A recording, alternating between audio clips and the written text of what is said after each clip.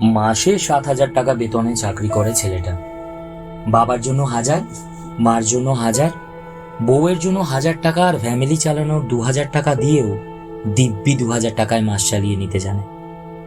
মাসে 7,000 টাকা মাইনের ছেলেটা বেতন পেয়েও বউয়ের কাছে ফোনে বলতে জানে, ওগো তোমার জন্য কি পাঠাবো।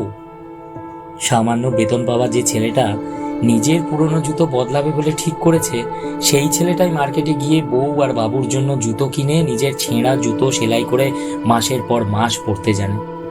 উপোস পেটে কাজে গিয়েও মাকে বলতে জানে, আমি মাছ দিয়ে ভাত খেয়েছি, তোমরা খেয়েছো তো। 103 ডিগ্রি জ্বর নিয়েও কাজে গিয়ে বাবাকে বলে, আমি অনেক ভালো আছি, তোমরা ভালো আছো তো। নিজের পকেট ফাঁকা জেনেও বউকে বলে, একটু ধৈর্য ধরো, সামনের মাসে তোমার জন্য একজোড়া বালা কিনে দেব। ছেলেটা এমনই। সকালবেলা লোকাল বাসে ঝুলে অফিস যেতে জানে, লেট হলে বসের ঝাড়ি খেতে জানে, 5টার অফিস রাত 8টা পর্যন্ত করতে জানে, অফিস থেকে ফিরতে লেট হলে বউয়ের কাছে জবাব দিতে জানে, রিক্সা ভাড়া বাঁচিয়ে হেঁটে হেঁটে বাড়ি আসার পথে বাবুর জন্য খেলনা কিনতেও জানে, আরো কত কি জানে। শুধু জানে না প্রকাশ্যে চোখের জল ফেলতে আশেপাশের মানুষগুলো কষ্ট পাবে বলে। সে নিজের সুখের কথা চিন্তা না করে নিজের দুঃখকে লুকিয়ে রেখে প্রিয়জনের সুখের কথা চিন্তা করে।